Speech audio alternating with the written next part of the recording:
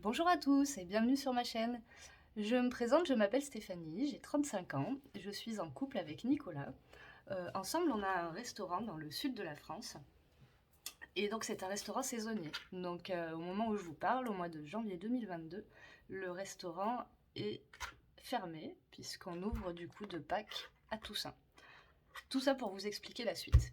Je vais vous présenter dans cette vidéo comment faire son budget et comment utiliser la méthode des enveloppes.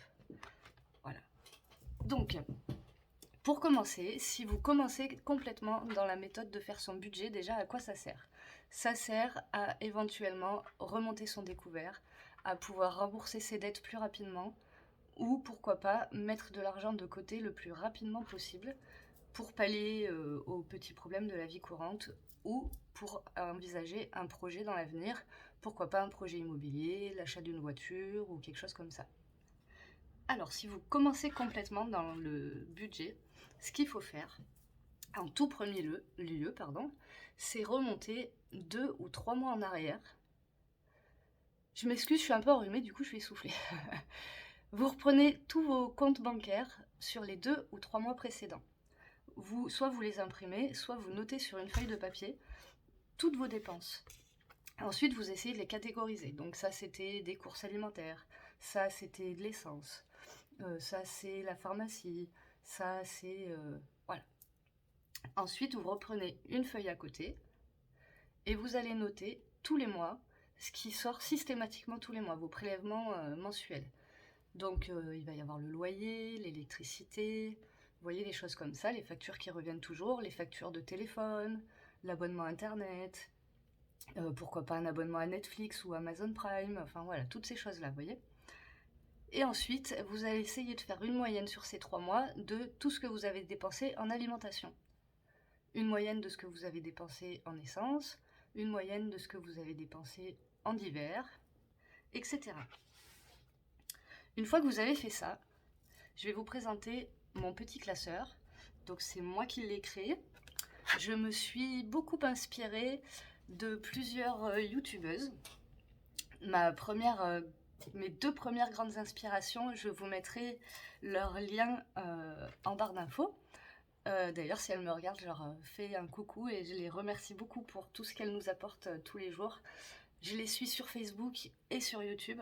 C'est d'abord Clémence de Maman Économe et Alison des Radinotes. Je vous mets des liens vers leur chaîne. N'hésitez pas à aller faire un petit tour, elles sont top. Ensuite, quand je me suis réellement intéressée plus en profondeur au budget, une chaîne qui me plaît beaucoup, c'est Louise Budget, qui m'a beaucoup inspirée aussi, et Anna la petite budgéteuse. Tout ça, je vous le mets en barre d'infos en bas. Donc j'ai créé, moi, mon petit budget planner qui me correspond personnellement à moi. Je pense le mettre en vente sur Etsy. Je vous mettrai le lien également en barre d'infos si ça vous intéresse. Voilà. Alors, donc la petite page de présentation. Ensuite, ah oui, on est à l'envers. Alors attendez, je vais tourner que vous soyez dans le bon sens. Voilà. Pour commencer, on a la checklist des frais annuels. Ça, ce sont des frais que vous allez payer une fois à l'année, mais qui reviennent tous les ans. Donc la liste n'est pas exhaustive, c'est ma liste à moi, vous pouvez très bien la compléter. Et une fois que vous l'avez prévu dans votre budget, hop, vous cochez pour dire que c'est prévu.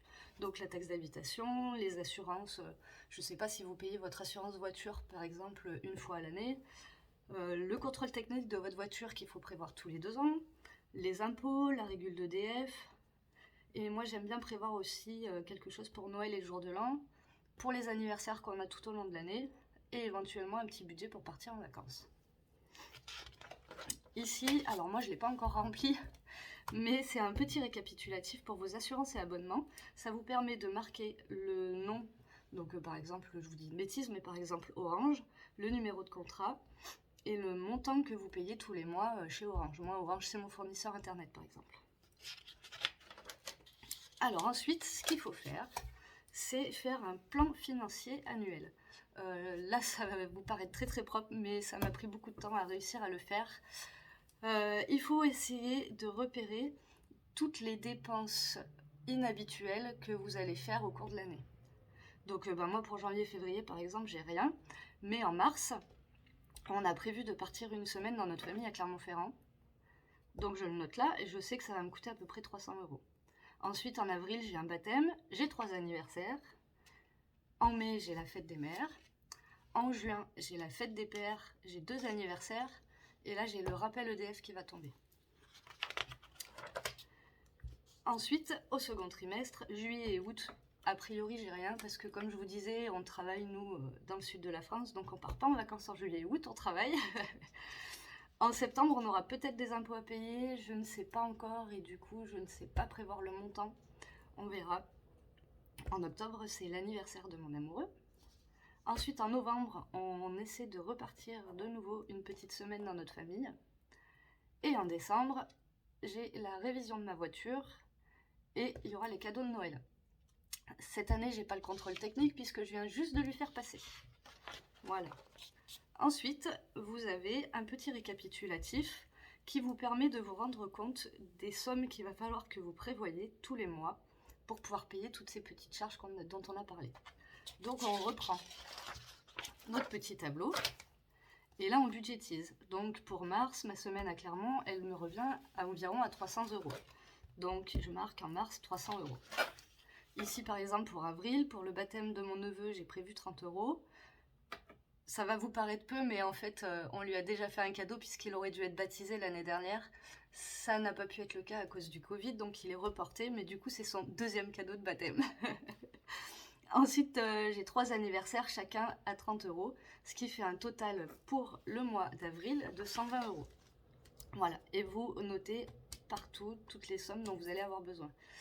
Ce petit récapitulatif, ça permet de s'apercevoir qu'il est très important de faire un budget et de mensualiser toutes ces petites provisions à prévoir.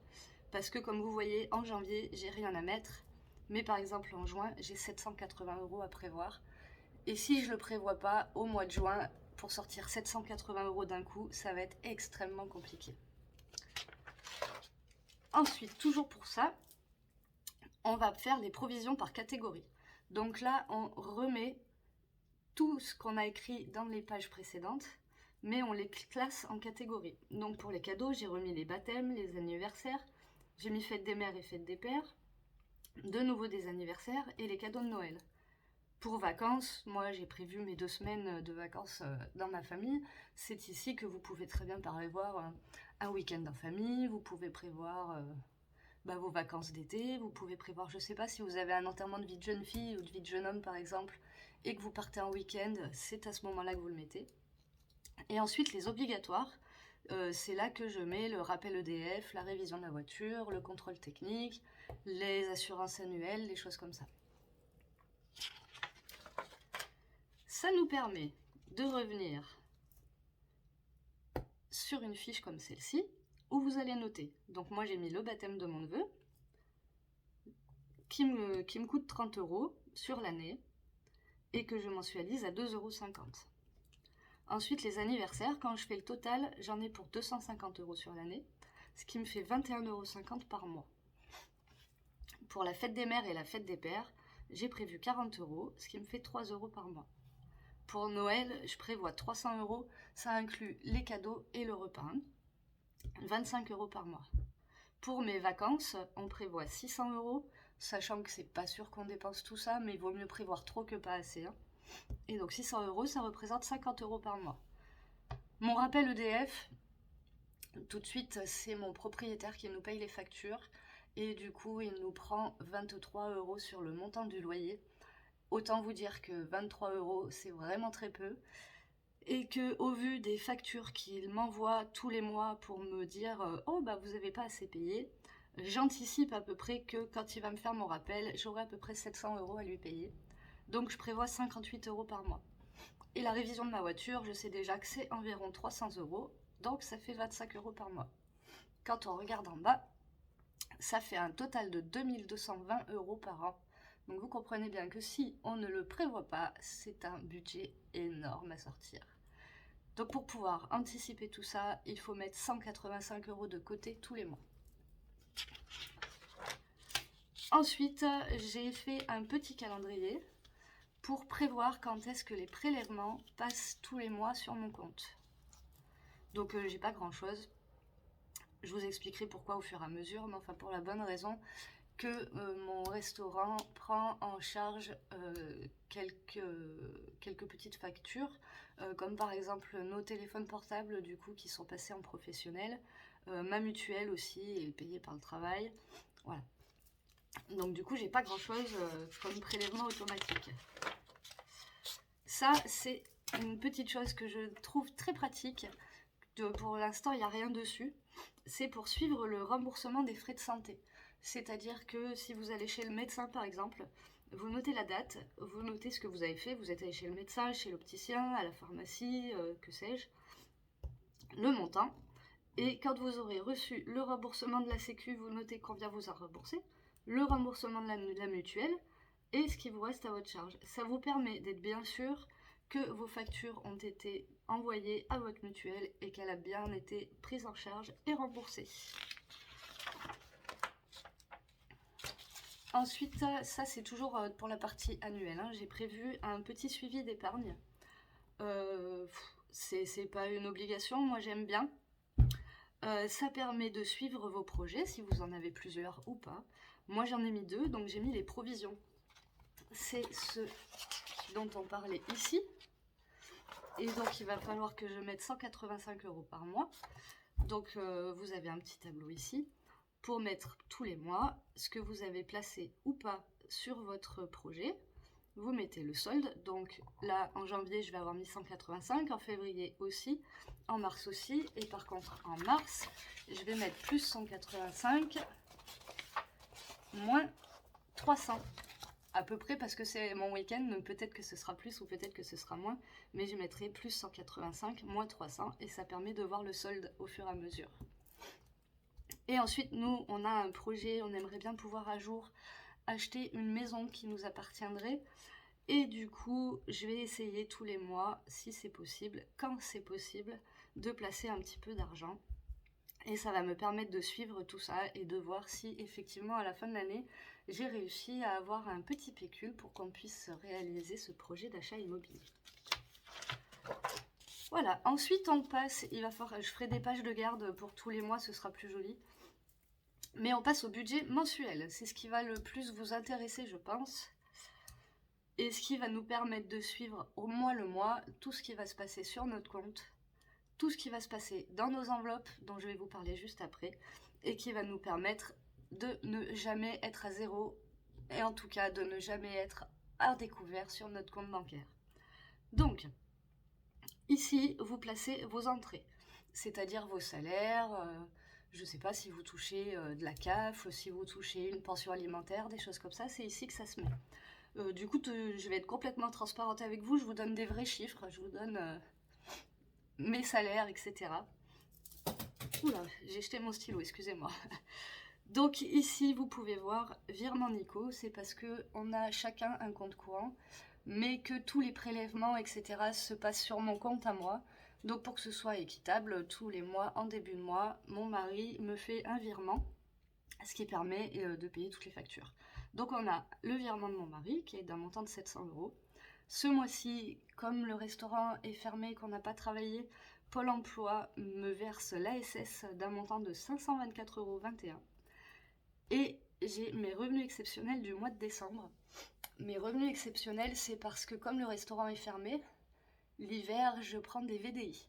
Donc je travaille pour Légende Gourmande, pour laquelle je vends des gourmandises. Je travaille également pour Mandala, pour lequel je fais des bracelets en pierre précieuse, en pierre naturelle, pardon, donc des bracelets comme cela, voilà. Ce qui me permet de générer un petit revenu, ça dépend des mois, là c'était Noël, donc les revenus ont été sympathiques. Voilà, donc du coup j'ai eu 600 € au mois de décembre, que j'ai pas utilisé au mois de décembre, que je garde pour janvier. Ce qui me fait un total de revenus, pour nous deux du coup, j'entends, hein, de 1824,21 €. Ensuite, vous avez vos sorties automatiques. Donc ça, c'est tout ce qui est prélevé de votre compte bancaire tous les mois. Donc moi, j'ai le loyer qui est de 680 €. J'ai mes frais bancaires, ça c'est les frais, vous savez, de compte pour la carte bancaire, etc. 7,72 €. La Diac, c'est parce que j'ai ma voiture qui est en leasing. Donc tous les mois, je ne paye pas un crédit voiture, je paye un organisme de leasing. 170,29 €. Orange, ce sont nos factures internet, 85,62 €. Ce mois-ci, vous voyez que dans la case réelle, il y a écrit 0. Parce qu'exceptionnellement, ce mois-ci, on ne paye pas. On avait eu une offre de remboursement qui nous permet de ne pas être débité de nos factures. Et ensuite, la MAPA, c'est mon assurance habitation, 18,24 €. Ça nous fait un total des dépenses de 876,25 €. Je suis désolée, je suis à l'envers, j'ai un peu du mal à lire les chiffres, du coup vous les verrez sûrement mieux que moi. Et donc il me restait pour vivre 947,96 €. Ici, vous mettez vos dépenses variables.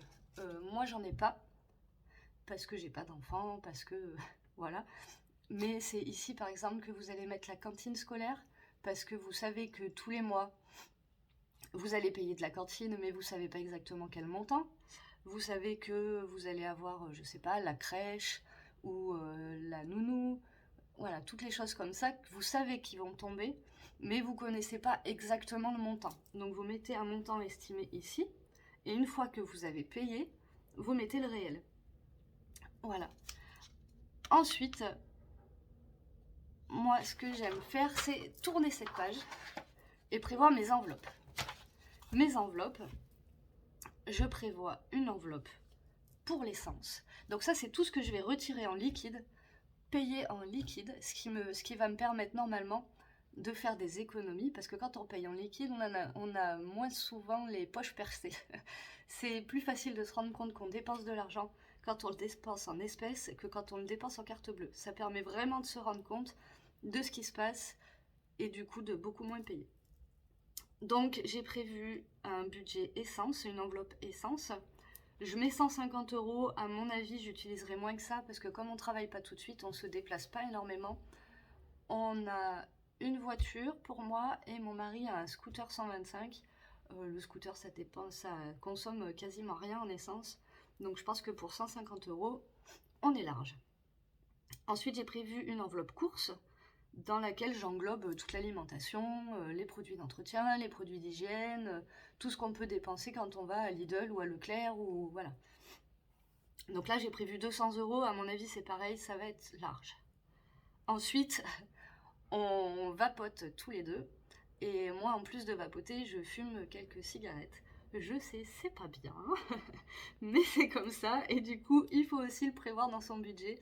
Donc j'ai aussi une enveloppe tabac, où j'ai mis 200 €. Honnêtement, je pense que on devrait être un petit peu en dessous ce mois-ci, parce que le fait de vapoter, ça nous coûte beaucoup moins cher que ça pouvait nous coûter avant. Le fait d'habiter dans le sud de la France, on est à 30-40 minutes de l'Espagne, et du coup, notre tabac nous coûte un petit peu moins cher. Ensuite, j'ai fait une enveloppe d'hiver. Dans cette enveloppe d'hiver, ça va englober tout le reste. Ça va englober si j'achète... aujourd'hui, par exemple, j'ai acheté des gratte-gratte. Voilà, tout bêtement. Hier, je suis allée à la pharmacie, j'ai acheté une boîte d'ibuprofène, parce que je suis enrhumée, ça doit s'entendre. Ça peut englober si vous allez à Action et que vous achetez 2-3 bêtises à Action.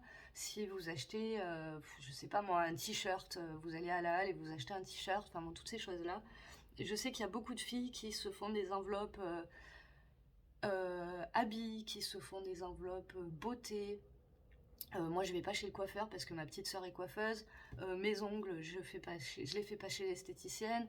Donc voilà, j'ai pas d'enveloppe beauté. Je sais que les filles, elles se font aussi une enveloppe pour leur petit plaisir perso. Moi du coup, comme je suis seule à utiliser les enveloppes, je me dis d'hiver ça va très bien. Vous pouvez aussi vous faire une enveloppe si vous avez des animaux, pour prévoir les frites vétérinaires par exemple, ou les croquettes, la litière, les choses comme ça. Qu'est-ce qu'on peut prévoir d'autre? Enfin voilà. Après, allez voir du coup mes copines budgéteuses sur YouTube, vous verrez qu'il y a beaucoup de possibilités de faire des enveloppes différentes. Une fois que j'ai fait ça, j'ai chiffré que j'avais besoin de 700 € en espèces. Ces 700 €, je vais les retirer à la banque. Donc je reviens à la maison avec 700 € en liquide. Et une fois que j'ai fait ça, je sais que là, il me restait 947,96 €, moins les 700 €, ça veut dire que j'ai 247,96 € à placer.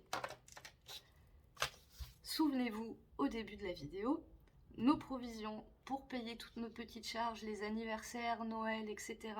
J'avais besoin de 185 € par mois, donc je les mets là, dans provisions annuelles. Et l'idéal, quand on commence la méthode des enveloppes et qu'on commence à vouloir se créer une épargne, c'est de se créer un fonds d'urgence. L'idéal, c'est en fonds d'urgence d'avoir à peu près l'équivalent d'un mois de salaire.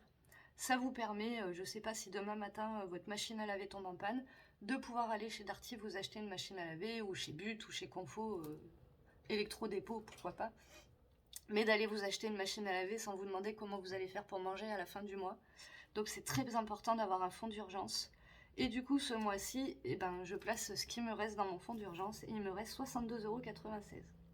Donc une fois qu'on a fait tout ça, on s'aperçoit qu'il reste 0 € sur mon compte en banque.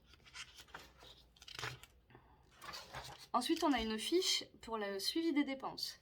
C'est-à-dire que tous les jours, je vais sur mon compte en banque, je vérifie ce qui se passe sur mon compte et je le note. Ça me permet de noter la date, la description, de créer une catégorie. Je note si ça a été fait en prélèvement, carte bleue, chèque ou espèce, le montant en plus ou en moins et le solde. Je m'aperçois que j'ai pas du tout marqué. Ah si, mais j'ai pas marqué dans les bonnes cases. J'attrape mon stylo. Hop, excusez-moi, je retourne le classeur du coup pour pouvoir écrire parce que j'ai des petites choses à ajouter. Du coup, je suis en train de m'apercevoir que Pôle emploi n'a pas été mis dans la bonne case. Donc je vais le changer tout de suite. J'utilise des feutres de la marque Friction pour ceux qui ne connaîtraient pas, pardon. Ce sont des feutres comme ça.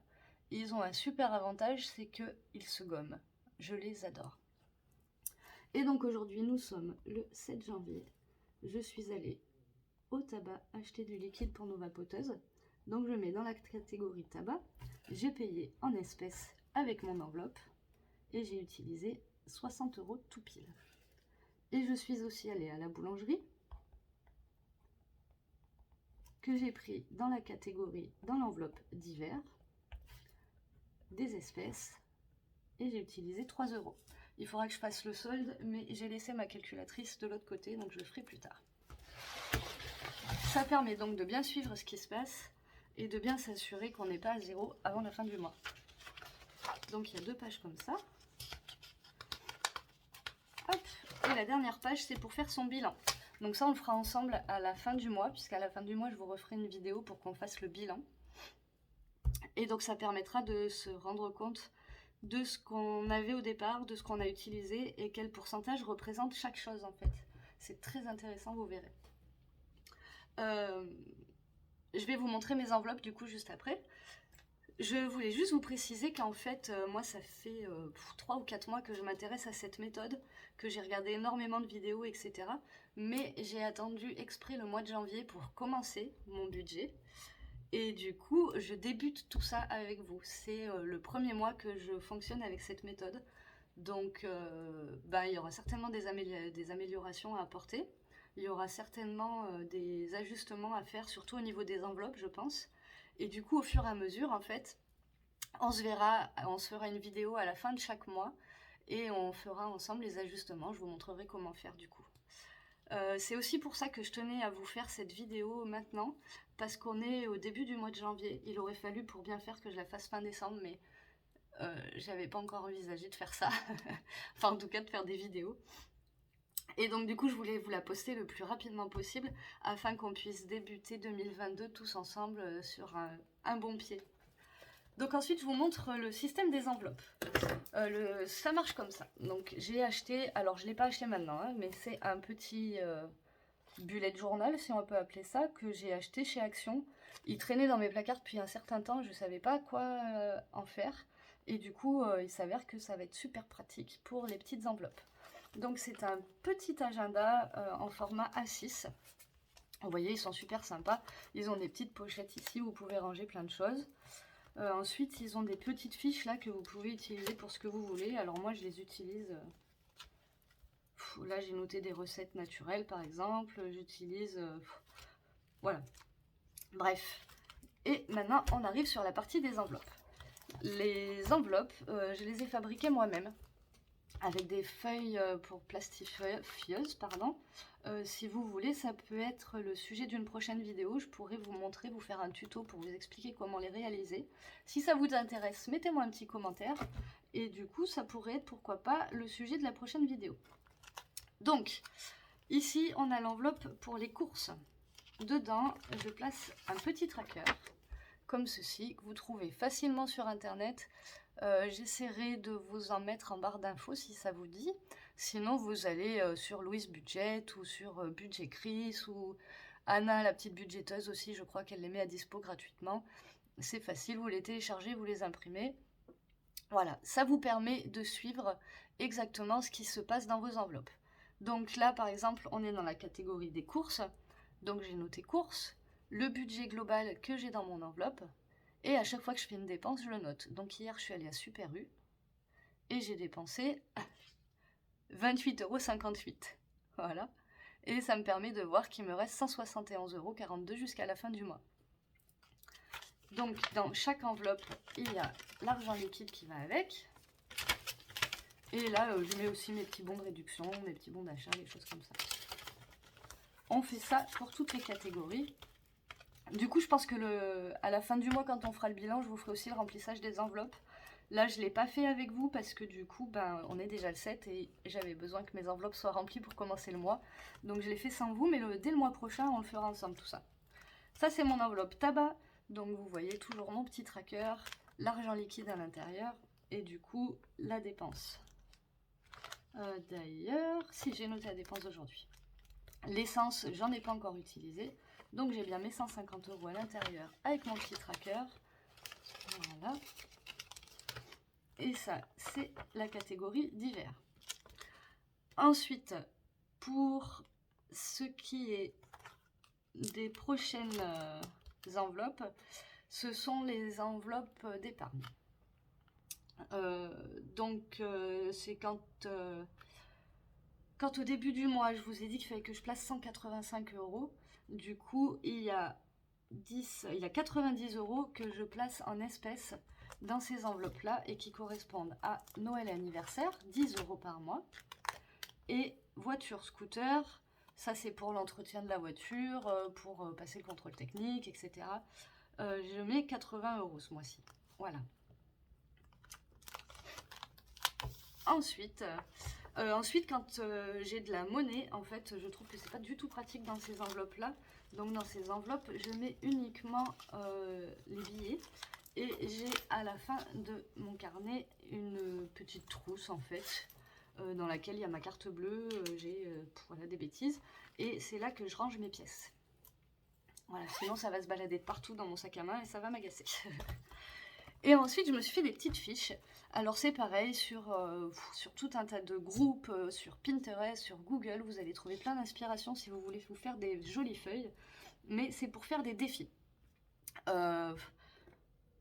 Je sais qu'il y a certaines personnes qui font beaucoup de défis en même temps, en simultané. Et moi, ça me perturbe en fait. Donc j'ai préféré en choisir 2 parmi tous ces défis. Et je vais essayer d'en faire 2 pour l'instant. Quand je commencerai à être plus à l'aise, à avoir peut-être plus de fonds, peut-être que je tenterai d'en faire plus. Vous avez plein de défis. Vous avez le défi de Noël, les 52 semaines, les 100 enveloppes. Vous avez tout un tas de défis. J'ai choisi mes préférés. Et du coup, je vous les montre. Donc moi, je me suis juste fait une petite fiche toute simple qui va me permettre de suivre tout ça. Et donc, je vais faire le défi des pièces.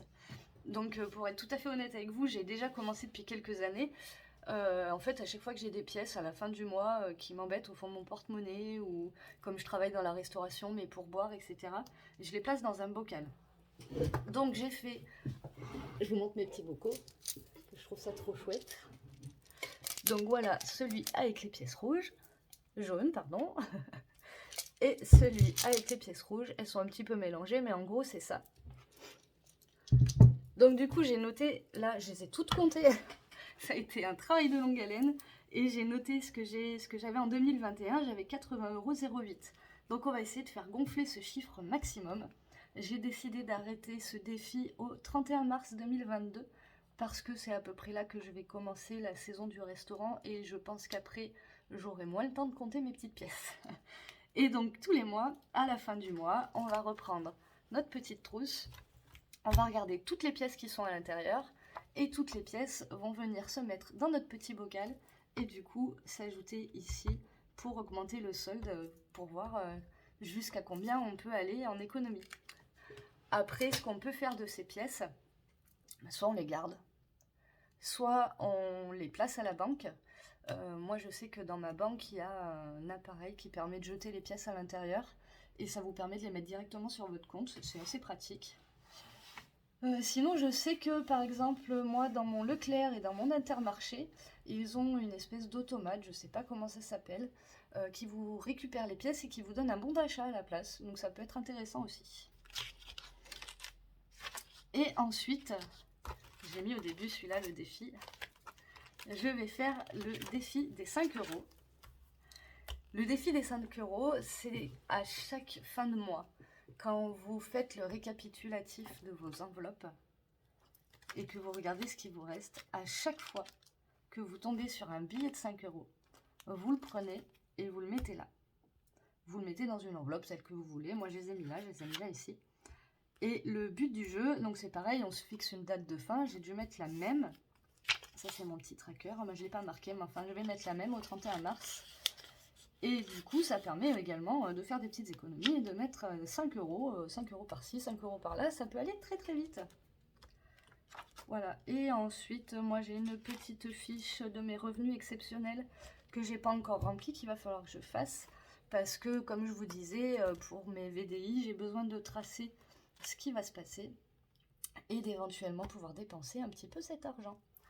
Voilà, j'espère que je ne vous en ai pas trop mis dans la tête. Si vous avez n'importe quelle question, n'hésitez pas en commentaire, j'y répondrai avec grand plaisir. Et ben, il me reste plus qu'à vous souhaiter une très belle année 2022 et je vous dis à la prochaine pour clôturer le budget du mois de janvier. Ciao ciao!